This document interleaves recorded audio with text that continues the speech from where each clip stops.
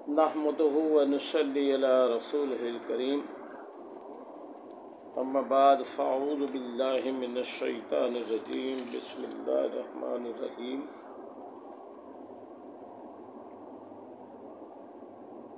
आज का मौजू है अशरा ज़िलहज्जा में कुर्बानी के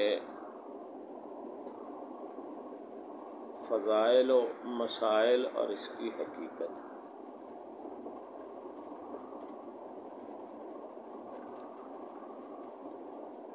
कुर्बानी की इब्तदा हलाल जानवर को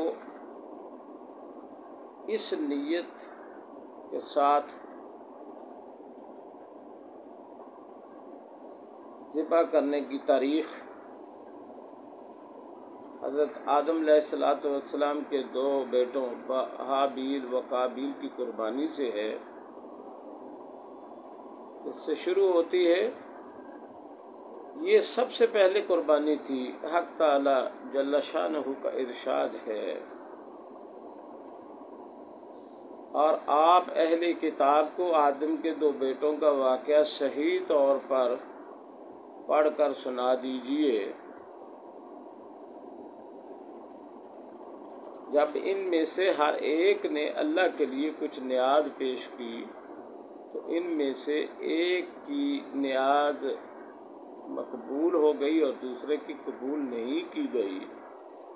अल्लामा इब्न कसीर ने इस आयत के तहत हज़रत इब्न अब्बास रज़ियल्लाहु ताला अन्हु से रवायत नकल की है कि हाबील ने मेंढे की कुर्बानी की और काबील ने खेत की पैदावार में से कुछ गल्ला सदका करके कुर्बानी पेश की। इस ज़माने के दस्तूर के मुताबिक आसमानी आग नाज़िल हुई और हाबील के मेंढे को खा लिया, काबील की कुर्बानी को छोड़ दिया।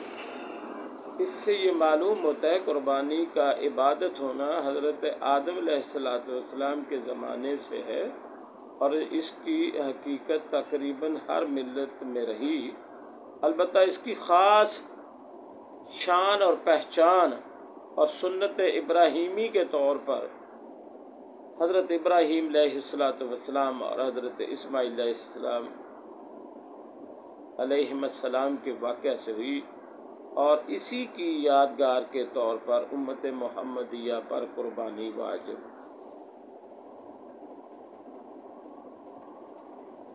दी गई।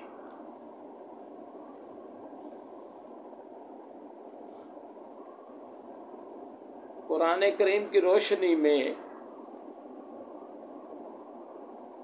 तकरीबन निस्फ दर्जन आयात मुबारका में कुर्बानी की हकीकत, हिकमत,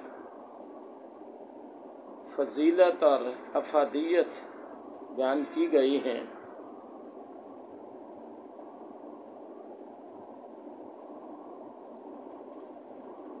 सूरह हज में है,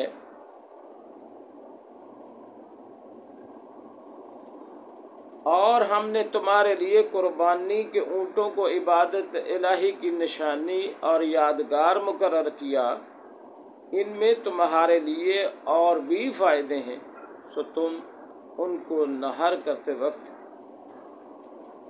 कितार में खड़ा करके उन पर अल्लाह का नाम लिया करो, और जब वो अपने पहलू पर गिर पड़ें तो उनके गोश्त में से तुम खुद भी खाना चाहो तो खाओ और फ़कीरों को भी खिलाओ, खा वो सब्र से बैठने वाला हो या सवाल करने वाला हो।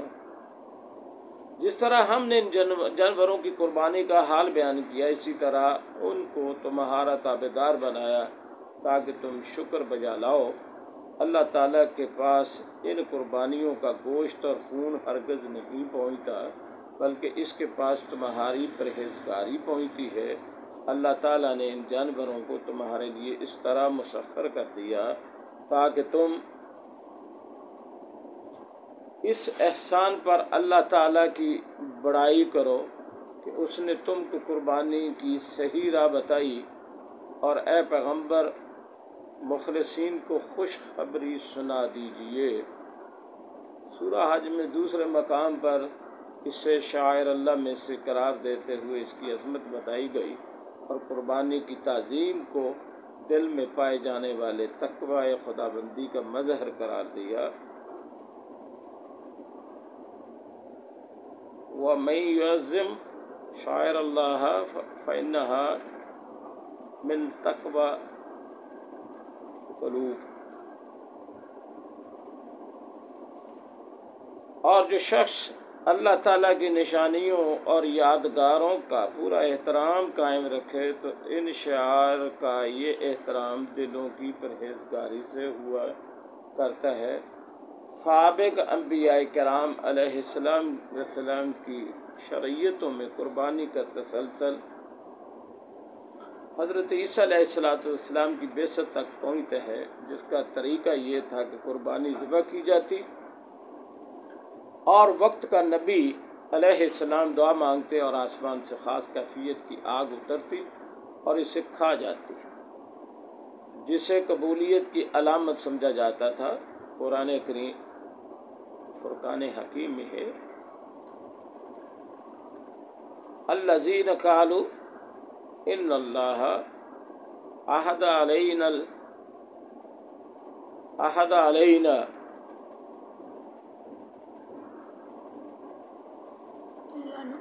اللہ نؤمن لرسول حتی یاتینا بقربان تأکلہ نار۔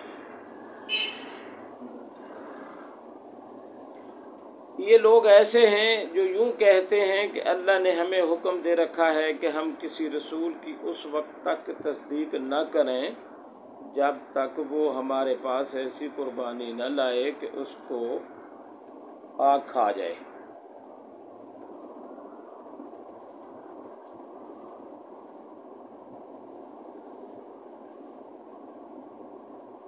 تو قربانی کی تاریخ پہلے انسان ہی سے شروع ہو جاتی ہے۔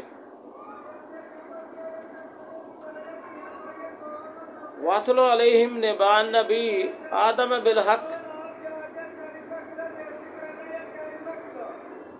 ترجمہ اس طرح سے، اور آپ اہل کتاب کو آدم کے 2 بیٹوں کا واقعہ صحیح طور پر پڑھ کر سنا دیجئے۔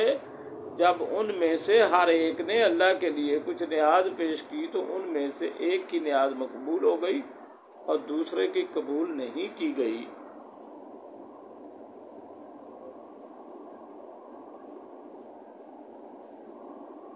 اللہ رب العزت ارشاد فرماتے ہیں، قُلْ إِنَّ صَلَاتِي وَنُسُكِي وَمَحْيَايَ وَمَمَاتِي لِلَّهِ رَبِّ الْعَالَمِينَ۔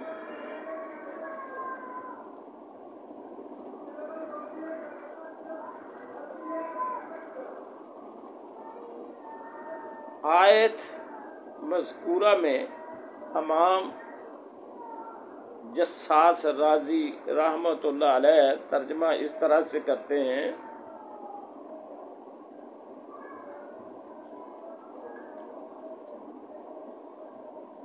کہ وہ نسکی نسک سے مراد قربانی ہے، اس لیے کہ اس کا نام نسک بھی ہے۔ اسی طرح ہر وہ جانور جو اللہ کا تقرب حاصل کرنے کی نیت سے ذبح کیا جائے وہ نسک کہلاتا ہے۔ ارشاد باری تعالی ہے،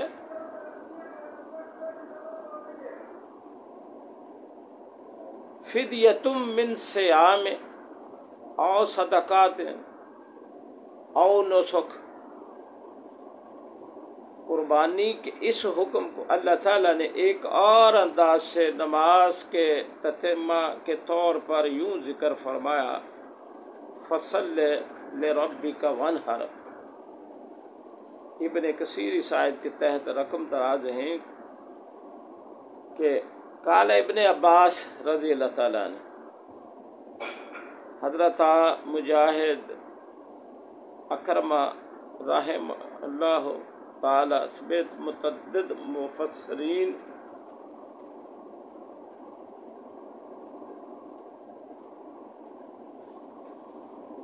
فرماتے ہیں کہ ون ہر سے اونٹ کا نہر ہی مطلوب ہے، جو قربانی کے لیے جانے والے جانور میں سے بڑا جانور ہے۔ اس سے فقہا نے مسئلہ بھی اخذ فرمایا ہے کہ عید الاضحیٰ پڑھنے والے لوگوں پر لازم ہے کہ وہ نماز عید پہلے ادا کر لیں، اس کے بعد قربانی کریں۔ جن لوگوں پر عید کی نماز فرض ہے، اگر انہوں نے عید سے پہلے قربانی کر دی تو ان کی قربانی نہیں ہوگی۔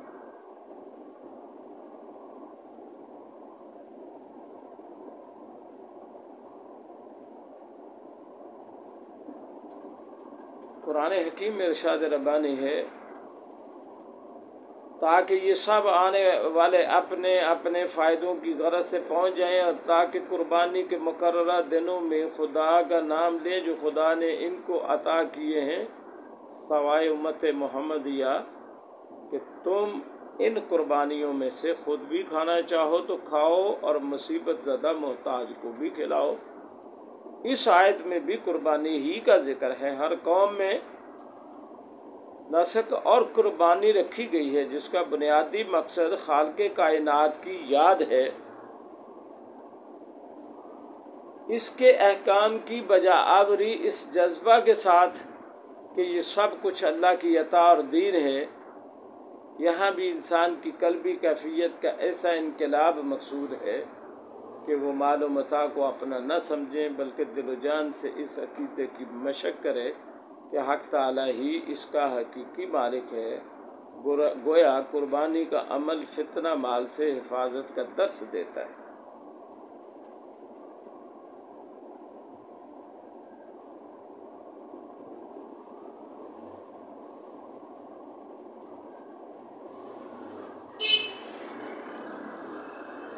قرآن حکیم میں ارشاد اس طرح سے ہے وَلِكُلِّ أُمَّةٍ جَعَلْنَا مَنْسَكًا لِيَذْكُرُوا اسْمَ اللَّهِ، اور ترجمہ کہ ہم نے ہر امت کے لیے اس غرض سے قربانی کرنا مقرر کیا تھا کہ وہ ان چوپایوں کی قسم کے مخصوص جانوروں کو قربانی کرتے وقت اللہ کا نام لیا کریں جو اللہ نے ان کو عطا کیے تھے۔ قربانی کے حوالے سے احادیث مبارکہ حضرت عائشہ صدیقہ رضی اللہ تعالی عنہا فرماتی ہیں کہ رسول اللہ صلی اللہ علیہ وسلم نے فرمایا ابن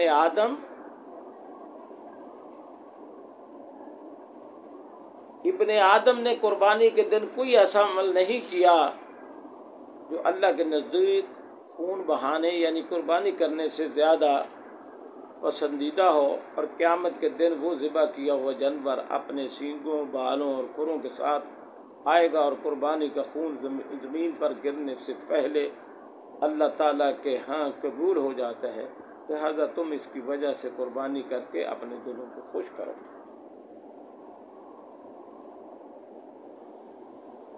حضرت زید بن ارقم رضی اللہ تعالیٰ عنہ سے مروی ہے کہ رسول اللہ صلی اللہ علیہ وآلہ وسلم سے صحابہ نے دریافت کیا کہ یا رسول اللہ یہ قربانی کیا ہے؟ فرمایا تمہارے باپ ابراہیم علیہ السلام کا طریقہ یعنی ان کی سنت ہے۔ صحابہ نے عرض کیا پھر اس میں ہمارے لیے کیا اجر و ثواب ہے؟ حضور علیہ السلام نے فرمایا جانور کے ہر بال کے بدلے ایک نیکی۔ انہوں نے عرض کیا کہ دمبا وغیرہ اگر ذبح کریں تو ان کی اون میں کیا ثواب ہے؟ فرمایا کہ اون کے ہر بال کے بدلے ایک نیکی ہے۔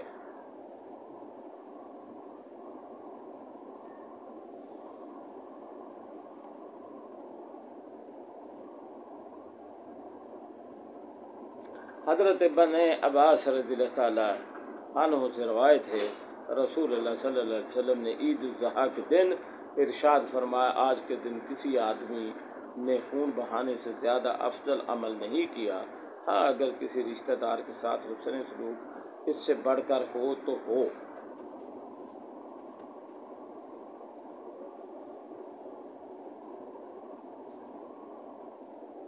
ابی سعید رضی اللہ تعالیٰ عنہ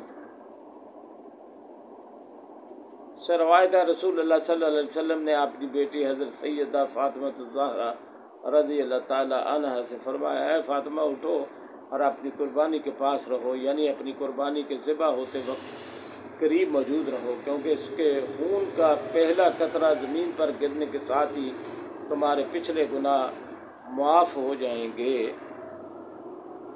حضرت فاطمہ الزہرا رضی اللہ تعالی عنہا نے عرض کیا، اللہ کے رسول، یہ فضیلت ہم اہل بیت کے ساتھ مخصوص ہے یا عام مسلمانوں کے لیے بھی؟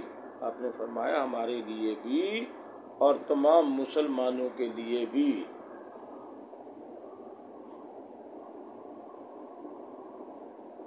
حضرت علی کرم اللہ وجہہ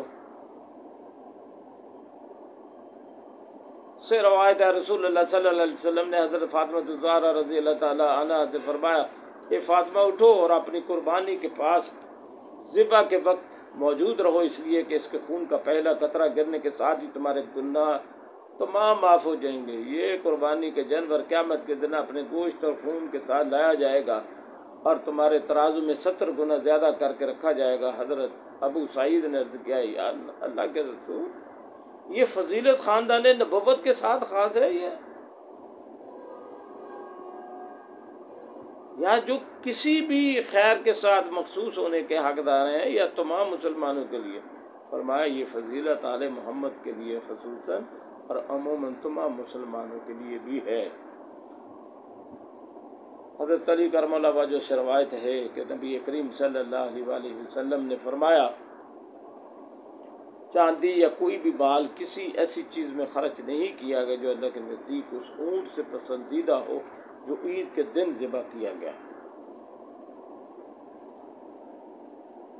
حضرت ابو ہریرہ رضی اللہ تعالی عنہ سے روایت ہے کہ رسول اللہ صلی اللہ علیہ وآلہ وسلم نے فرمایا، جو شخص قربانی کرنے کی گنجائش رکھتا ہو پھر بھی قربانی نہ کرے تو وہ ہماری عیدگاہ میں نہ آئے۔ حضرت حسین بن علی سے بروی ہے، رسول اللہ صلی اللہ علیہ وسلم نے فرمایا، جو شخص خوش دلی کے ساتھ اجر و ثواب کی امید رکھتے ہوئے قربانی کرے گا تو وہ اس کے لیے جہنم کی آگ سے رکاوٹ بن جائے گی۔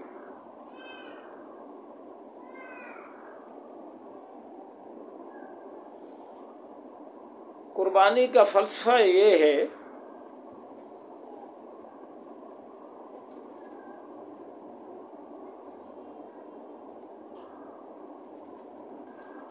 عید الاضحیٰ وہ دن ہے کہ جس میں حضرت ابراہیم علیہ السلام نے اپنے بیٹے حضرت اسماعیل علیہ السلام کے ذبح کا ارادہ کیا اور اللہ کا ان پر انعام ہوا کہ حضرت اسماعیل علیہ السلام کے بدلے عظیم ذبیحہ جنتی بھیڑا عطا فرمایا، اس لیے کہ اس میں ملت ابراہیمی کے آئمہ کے حالات کی یاد دہانی ہے۔ اللہ کی اطاعت میں ان کے جان و مال کو خرچ کرنے اور انتہائی درجہ صبر کرنے کے واقعہ سے لوگوں کو سبق دلانا مقصود ہے۔ نیز اس میں حاجیوں کے ساتھ مشابہت ہے اور ان کی عظمت ہے، اور جس کام میں وہ مشغول ہیں ان میں ان کی رغبت دلانا ہے۔ یہی وجہ ہے کہ تکبیرات تشریق کو بھی مسنون کیا گیا۔ قربانی کی حقیقت اصل میں یہ ہے، مدرجہ بالا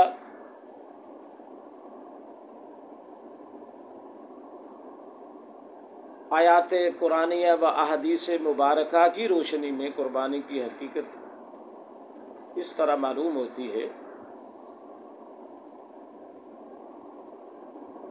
تو یوں کہا جا سکتا ہے، قربانی سنت ابراہیمی کی یادگار ہے۔ قربانی کی ایک صورت ہے اور ایک روح ہے۔ صورت تو جانور کا ذبح کرنا ہے اور اس کی حقیقت ایثار نفس کا جذبہ پیدا کرنا ہے اور قربانی کا جذبہ پیدا کرنا ہے۔ التقرب الی اللہ مقصود ہے۔ اصل میں قربانی کی حقیقت تو یہ تھی کہ عاشق خود اپنی جان کو خدا کے حضور پیش کرتا، مگر خدا تعالیٰ کی رحمت دیکھیے ان کو یہ گوارا نہ ہوا، اس لیے حکم دیا تم جانور کو ذبح کرو، ہم یہی سمجھیں گے تو نے خود اپنے آپ کو قربان کر دیا۔ اس واقعہ ذبح اسماعیل علیہ السلام سے معلوم ہوا ذبح کا اصل مقصد جان کو پیش کرنا ہے، چنانچہ اس سے انسان میں جان نثاری کا جذبہ پیدا ہوتا ہے اور یہی اس کی روح ہے۔ تو روح صدقہ سے کیسے حاصل ہو گئی؟ کیونکہ قربانی کی روح تو جان دینا ہے اور صدقہ کی روح مال دینا ہے۔ صدقہ لیے کوئی دن مقرر نہیں، مگر اس کے لیے خاص دن مقرر کیا گیا اور اس کا نام بھی یوم النحر اور یوم اضحیٰ۔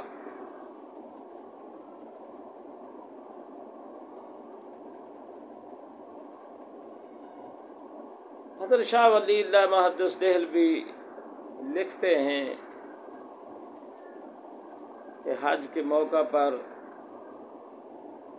خدا میں حکمت یہ ہے کہ اس میں حضرت ابراہیم علیہ السلام کے ساتھ مشابہت ہے اور انہوں نے اپنے رب کے حکم بجاوری کو اس کی طرف توجہ کی نیت سے اور اس جگہ اپنے بیٹے حضرت اسماعیل علیہ السلام کو ذبح کرنا چاہا تھا۔ اللہ تعالیٰ نے اسماعیل علیہ السلام پر جو انعامات کیے ان کی یاد دہانی ہوتی ہے، اور حج قران اور تمتع کرنے والے پر یہ ہدایت واجب ہے تاکہ اللہ تعالیٰ کی اس نعمت کا شکر ادا ہو کہ اس نے معاملے میں جاہلیت کے مواد کو دور کر دیا۔ قربانی کے احکامات میں دو قسمیں آتی ہیں، ایک واجب اور ایک مستحب۔ اگر کوئی آدمی عاقل، بالغ، عداد، مقیم، مسلمان اور مالدار ہو تو اس پر قربانی کرنا واجب ہے، اور قربانی نہ کرنے کی وجہ سے وہ گنہگار ہے۔ اور اگر کوئی مسلمان سفر میں ہو یا فقیر ہو، غریب ہو یا محتاج ہو اور قربانی کرے تو یہ مستحب ہے۔ جس طرح زکوٰۃ صاحب نصاب مسلمان پر الگ الگ لازم ہوتی ہے، اسی طرح قربانی بھی ہر صاحب نصاب پر الگ الگ لازم ہوگی۔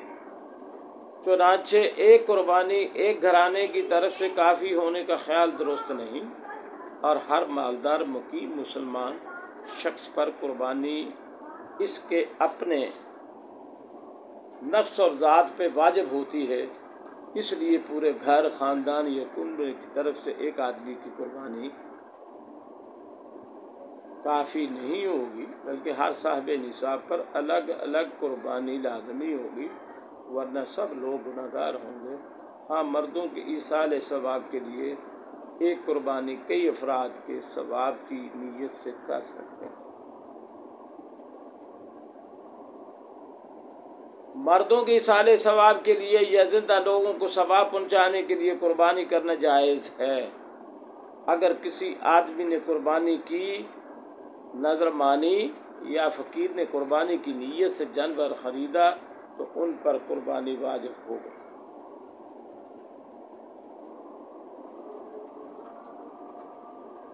وجوب قربانی کی شرائط۔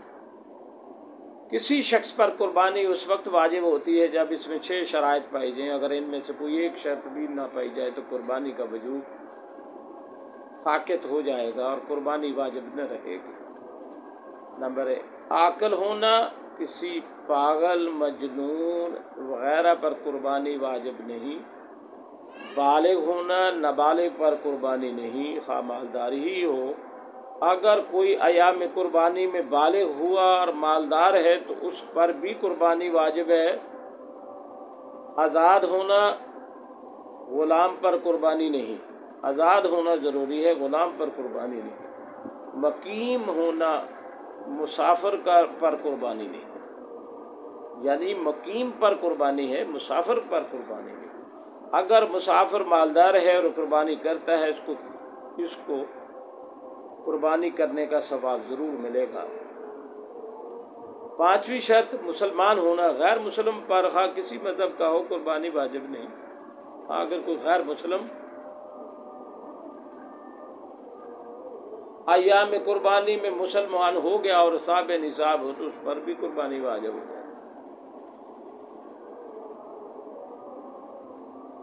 چھٹی یہ کہ صاحب نصاب ہونا، لہذا فقیر پر قربانی واجب نہیں، لیکن اگر فقیر اپنی خوشی سے قربانی کرے تو اسے ثواب ملے گا۔ اگر کسی آدمی کے پاس نصاب کی مقدار کی رقم موجود ہو مگر اس پر اتنا قرض ہو جو اگر وہ ادا کرے تو اس کو صاحب نصاب ہونے سے نکال دے، ایسے شخص پر قربانی واجب نہیں۔ خلاصہ یہ کہ ہر عاقل، بالغ، آزاد، مقیم مسلمان اور صاحب نصاب پر قربانی واجب ہے، اور قربانی کا نصاب، قربانی ہر اس عاقل، بالغ، مقیم مسلمان پر واجب ہوتی ہے جو نصاب کا مالک ہو یا اس کی ملکیت میں ضروریات زندگی سے زائد اتنا سامان ہو جس کی مالیت نصاب تک پہنچتی ہو اور اس کے برابر ہو۔ نصاب سے مراد یہ ہے کہ اس کے پاس 7.5 تولے سونا یا 52.5 تولے چاندی یا اس کی قیمت کے برابر نقد رقم ہو یا ضرورت اصلیہ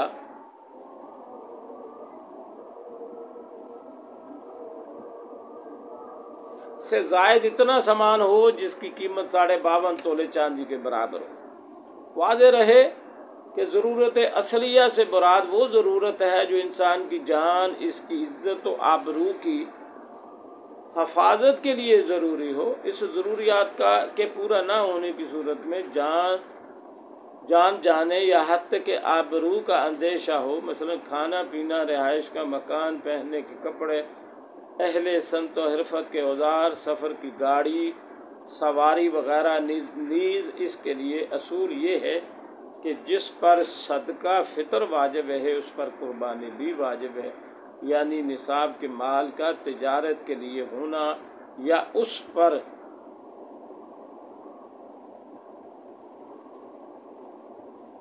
سال گزرنا ضروری نہیں ہے۔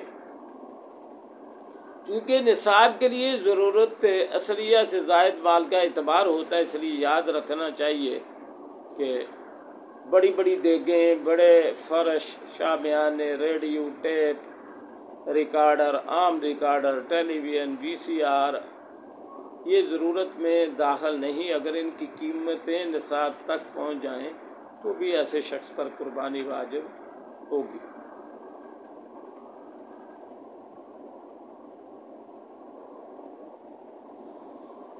اگر کسی کے پاس مال تجارت، مثلا شیئرز، جیولری کا کام، فریج، گاڑیاں، پنکھے وغیرہ کسی طرح کا مال ہو اور بقدر نصاب یا اس سے زیادہ تو اس پر بھی قربانی واجب ہے۔ اگر کوئی فقیر آدمی قربانی کے ایام میں سے کسی دن بھی صاحب نصاب ہو گیا تو اس پر قربانی واجب ہو جائے گی۔ اگر کوئی صاحب نصاب کافر قربانی کے ایام میں مسلمان ہو جائے تو اس پر بھی قربانی لازم ہوگی۔ اگر عورت صاحب نصاب ہو تو اس پر بھی قربانی واجب ہے۔ بیوی کی قربانی شوہر پر لازم نہیں، اور اگر بیوی کی اجازت سے کر لے تو ہو جائے گی۔ بعض لوگ نام بدل کر قربانی کرتے رہتے ہیں باوجود یہ کہ دونوں میاں بیوی صاحب نصاب ہوتے ہیں، مثلا ایک سال شوہر کے نام سے، دوسرے سال بیوی کے نام سے، تو اس سے قربانی ادا نہیں ہوتی، بلکہ ہر صاحب نصاب میاں بیوی ہر علیحدہ علیحدہ قربانی ہوتی ہے۔ اگر بیوی کا مہر مؤجل یعنی ادھار ہے جو شوہر نے ابھی تک نہیں دیا اور وہ نصاب کے برابر ہے تو اس پر قربانی واجب نہیں، اور اگر مہر مؤجل یعنی فوری طور پر نقد ہے اور نصاب کے برابر یا اس سے زیادہ ہے تو اس پر بھی قربانی واجب ہے۔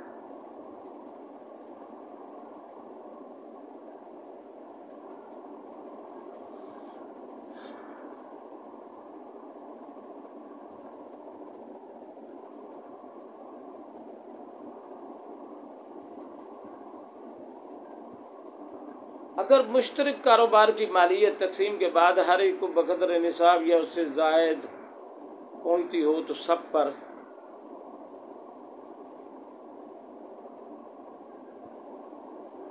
زکوٰۃ واجب ہو گئی اگر کاشتکار کسان کے پاس حال چلانے اور دوسری ضروریات سے زائد اتنے جانور ہوں جو بقدر نصاب ہوں تو اس پر قربانی ہوگی، اور اگر وہ نصاب کی مقدار کے برابر نہ ہو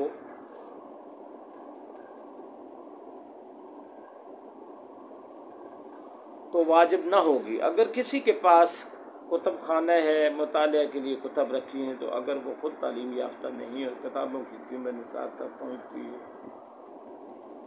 ہے تو اس پر بھی قربانی واجب ہے۔ اگر صورت مذکورہ میں وہ تعلیم یافتہ ہے قربانی واجب نہیں ہوگی۔ ہر سرکاری و غیر سرکاری ملازم جس کی تنخواہ اخراجات نکالنے کے بعد نصاب کے بقدر یا اس سے زائد بچ جائے تو اس پر بھی قربانی واجب ہے۔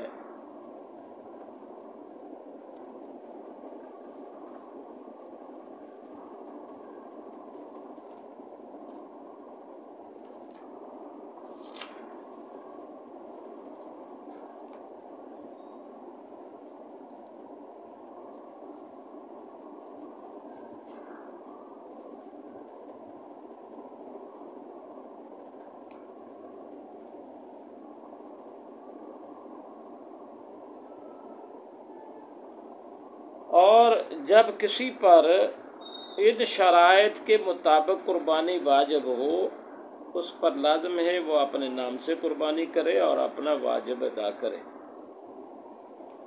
بعض لوگ قربانی کو محض خوشی کا ایک تہوار سمجھ کر ایک سال اپنے نام سے ایک سال اپنی اولاد یا بیوی یا والدین کے نام قربانی کرتے ہیں، اور جس کے ذمہ قربانی واجب ہوتی ہے اس کا واجب اس کے ذمہ باقی رہ جاتا ہے۔ قربانی کے لیے بکرا، بکری، بھیڑ، دمبا مؤنث ہو یا مذکر، گائے، بھیڑ، بھینس، بھینسا، اونٹ، اونٹنی، صرف ان جانوروں کی قربانی جائز ہے۔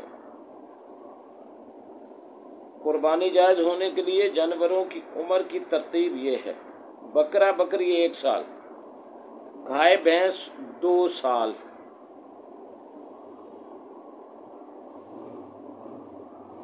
اونٹ 5 سال، بھیڑ دمبا اگر اتنا موٹا ہو کہ سال بھر کا معلوم ہوتا ہو تو 6 مہینے کا بھی جائز ہے، اور اگر اتنا موٹا نہ ہو تو سال بھر سے کم کا جائز نہیں۔ چھوٹے جانور بکری، بھیڑ، دمبا کی قربانی صرف ایک شخص کی طرف سے ادا ہوتی ہے، جبکہ بڑے جانور گائے بھینس اونٹ میں 7 آدمی شریک ہو سکتے ہیں۔ اگر 7 سے کم ہوں تب بھی کوئی حرج نہیں، البتہ یہ ضروری ہے کہ کسی کا حصہ 7ویں حصے سے کم نہ ہو۔ پھر یہ تمام صورتیں جائز ہیں۔ تمام افراد کی نیت واجب قربانی کی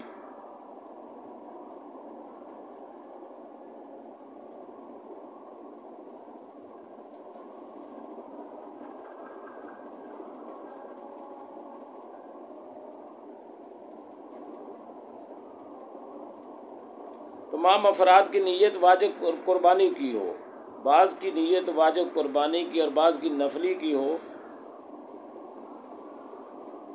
بعض کی نیت قربانی کی ہو اور بعض کی عقیقہ کی ہو، بہتر یہ ہے قربانی کے جانور کو تمام حصہ دار مل کر خریدیں یا پھر ایک حصہ دار دوسرے حصہ دار کی اجازت کر کے خریدے۔ اگر کسی شخص کا حصہ اس کی اجازت کے بغیر مقرر کر لیا گیا ہو تو اگر ذبح کرنے سے پہلے اس کی اجازت حاصل کر لی گئی تب تو قربانی درست ہو جائے گی، ورنہ دوسرے حصہ داروں کی قربانی بھی صحیح نہ ہوگی۔ البتہ اگر کسی کی طرف سے قربانی کر کے اس کا ثواب پہنچانا مقصود ہو تو اس کی اجازت ضروری نہیں، دوسرے کی طرف واجب قربانی ادا ہونے کے لیے اس کی اجازت شرط ہے۔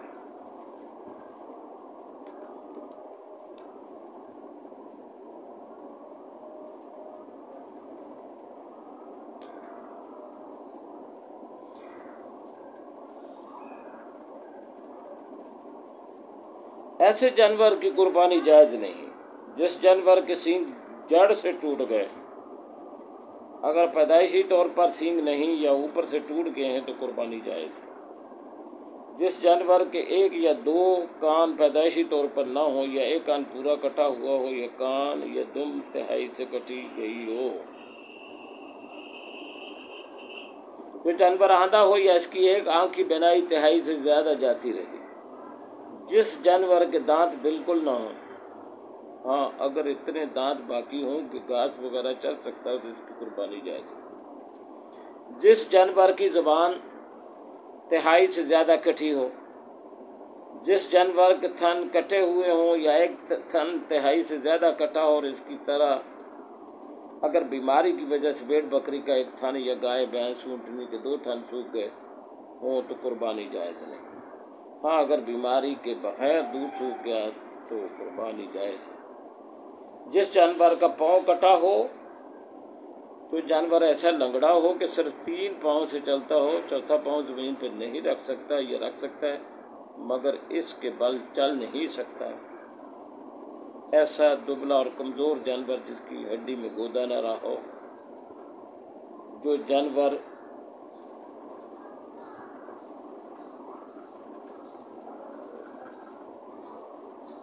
مخنث ہے،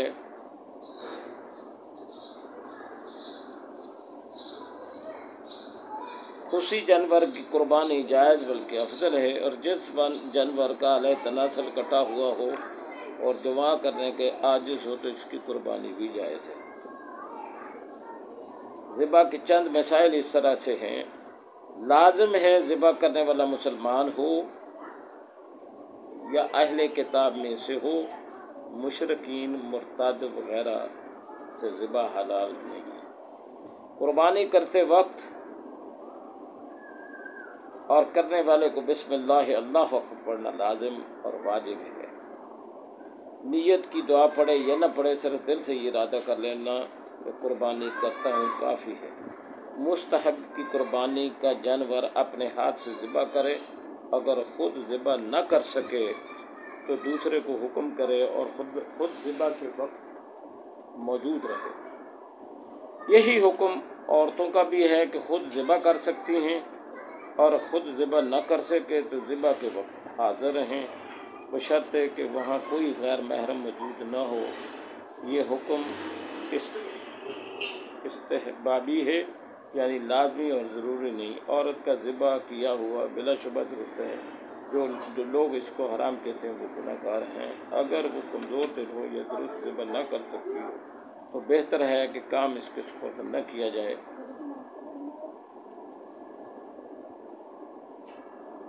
ذبح میں لازمی ہے کہ حلقوم، سانس کی نالی اور خون کی رگوں کا کٹ جانا۔ ذبح کرتے وقت جانور کو ذبح کرنے سے پہلے چارہ کھلائے، پانی پلائے، بھوکا پیاسا رکھنا مکروہ ہے۔ ذبح کی جگہ جانور کو گھسیٹ کر نہ لے جایا جائے، ایسا کرنا مکروہ ہے۔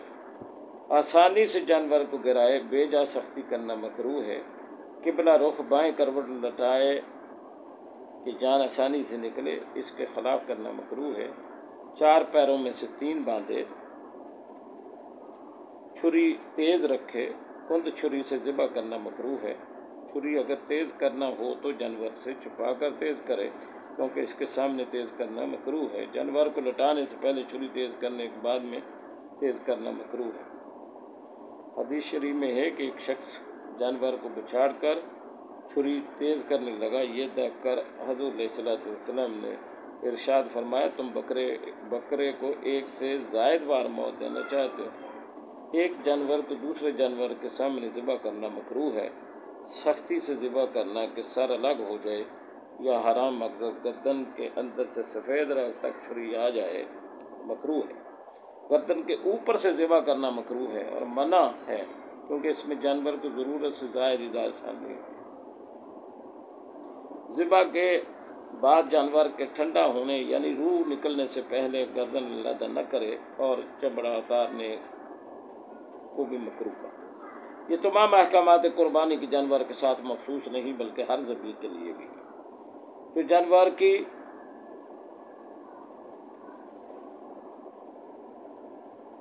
گڈی کی طرح ذبح کیا جائے، حضرت ابن عباس رضی اللہ تعالیٰ عنہ فرماتے ہیں کہ اس طرح کا گوشت حلال نہیں دیتا۔ ذبح کرنے والے کا منہ قبلہ کی طرف ہونا سنت مؤکدہ ہے۔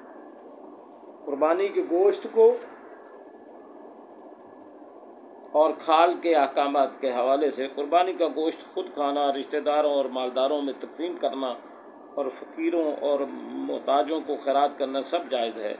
بہتر یہ ہے کہ تہائی گوشت سے کم خیرات نہ کرے، لیکن اگر کسی نے تہائی سے کم خیرات کیا تو بھی کوئی گناہ نہیں۔ قربانی کا گوشت بیچنا مکروہ ہے، اس طرح قربانی کی سیری پائے اور اس کا چربی بیچنا حلال نہیں۔ اگر کسی نے ان چیزوں کو بیچ دیا تو ان کی قیمت کو صدقہ کرے۔ جس جانور کا گوشت کھایا جاتا ہے اس کے جسم کے 7 اعضاء یعنی 7 چیزیں کھانی منع ہے۔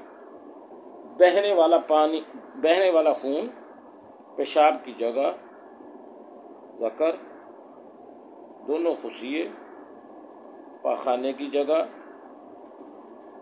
غدود، مثانہ یعنی وہ جگہ جس میں پیشاب رہتا ہے، اور پتہ، یہ 7 چیزیں ہیں جن سے جو ممنوع کہی گئی۔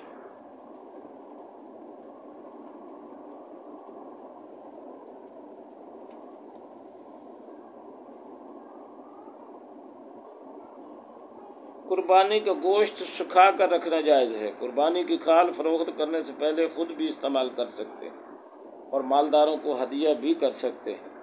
فقراء مساکین پر صدقہ بھی کر سکتے ہیں، لیکن اگر روپے پیسے کے بدلے فروخت کر دی تو خواہ کسی نیت سے فروخت کی ہو تو اس کا صدقہ کر دینا واجب ہے، اور اس کا مصرف صرف فقراء و مساکین ہے۔ مالداروں کو دینا یا ملازمین و مدرسین کی تنخواہوں میں دینا جائز نہیں۔ قربانی کی کھال یا گوشت کسائی کو ذبح کی اجرت کے طور پر دینا درست نہیں۔ قربانی کا وقت 10 ذی الحجہ عید کی نماز کے بعد سے لے کر 12 ذی الحجہ کے سورج غروب ہونے سے پہلے تک قربانی کا وقت ہے۔ ان دنوں میں جس وقت چاہے قربانی کریں، مگر رات کو ذبح کرنا جائز تو ہے لیکن بہتر نہیں۔ سب سے افضل دن ذی الحجہ کا دن ہے، پھر 11واں اور 12واں۔ اگر کوئی مسافر ہے تو دیر سے پہنچا تو 13 کی عصر تک بھی قربانی دی جا سکتی ہے۔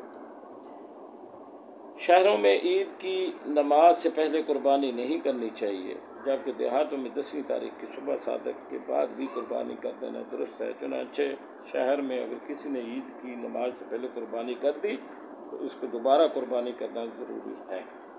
جس شہر میں عید کی نماز کئی جگہ ادا کی جاتی ہو، وہاں قربانی کے صحیح ہونے کے لیے صرف ایک جگہ کا نماز ادا ہونا صحیح ہے۔ قربانی کی دعا حدیث شریف میں آتا ہے، حضور علیہ الصلوۃ والسلام نے 2 سینگوں والے خصی مینڈے اپنے دست مبارک سے ذبح فرمائے، اور ذبح کرتے وقت آپ نے بسم اللہ واللہ اکبر پڑھا۔ اور ایک روایت میں حضور علیہ الصلوۃ والسلام نے ان مینڈوں کو قبلہ رخ لٹا کر یہ دعا پڑھی، انی وجہت وجہی للذی فطر السماوات والارض علی ملۃ ابراہیم حنیفا۔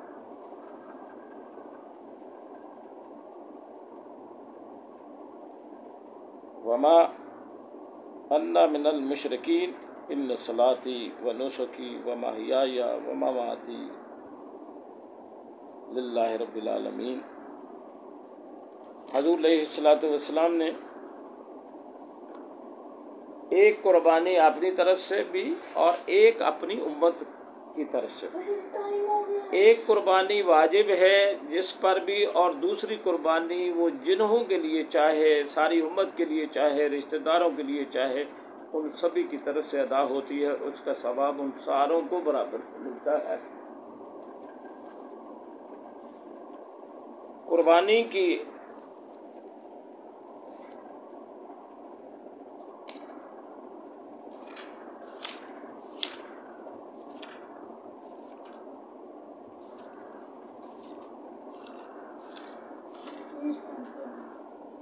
قربانی اسلام کا ایک عظیم الشان، عاشقانہ، والہانہ اور بے حد فضیلت والا حکم بھی ہے اور عمل بھی ہے۔ ہر زمانے میں مسلمانوں نے نہایت محبت، شفقت، عشق اور احترام سے اس حکم کو پورا کیا اور پورا سال اس کی تیاری اور انتظار میں گزارا۔ مسلمانوں کو عید الاضحیٰ کے موقع پر قربانی کی اہمیت اور فضیلت پوری قوت کے ساتھ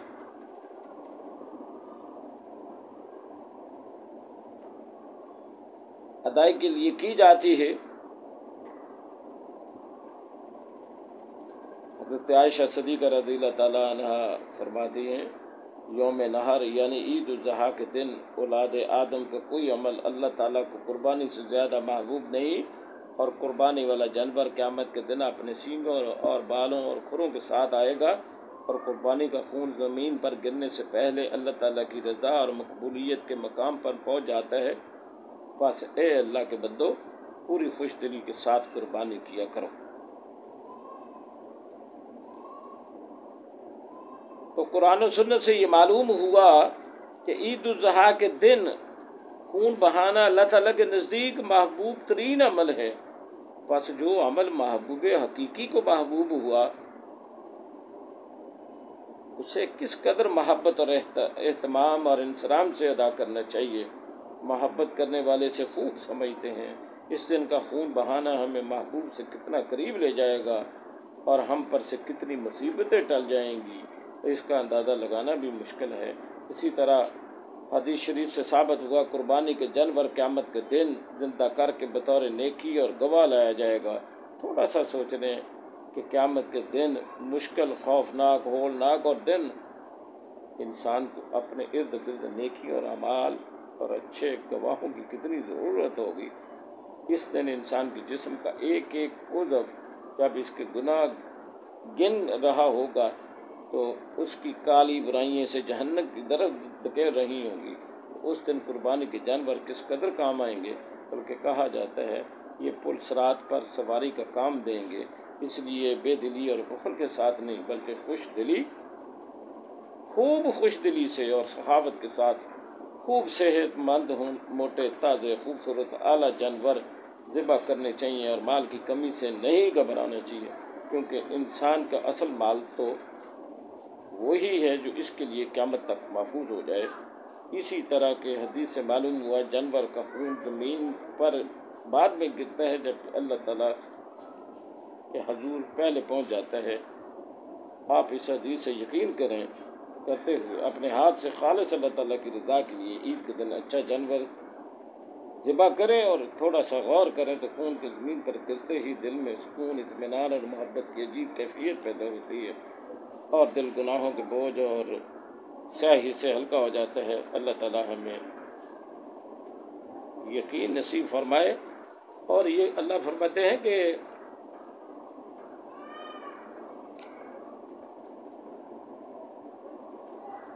حضرت زید بن ارقم بیان فرماتے ہیں، رسول اللہ صلی اللہ علیہ وسلم کے صحابہ نے عرض کیا، یا رسول اللہ یہ قربانیاں کیا ہیں؟ آپ نے ارشاد فرمایا یہ تمہارے والد ابراہیم علیہ السلام کی سنت ہے۔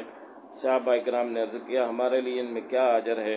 آپ نے ارشاد فرمایا، حال بال کے بدلے ایک نیکی۔ صحابہ نے عرض کیا، کیا اون کا بھی یہی حساب ہے؟ آپ نے فرمایا، ہاں، ہر اون کے ہر بال کے بدلے بھی نیکی ہے۔ تو حدیث شریف سے بالکل واضح ہے، خوب اندازہ لگایا دیے جانور کے جسم پر کتنے بال اور کتنے اون ہوتی ہے، اور پھر جس قدر اخلاص اور تقوی زیادہ ہوگا اسی قدر اجر و ثواب بھی بڑھتا جائے گا، کیونکہ اللہ تعالیٰ کو نہ خون کی ضرورت ہے نہ گوشت کی، اس تک تو بندے کا تقوی پہنچتا ہے۔ اللہ تعالیٰ ہمیں توفیق دے اور آسانیاں پیدا فرمائے۔ وآخر دعوانا ان الحمد للہ رب العالمین۔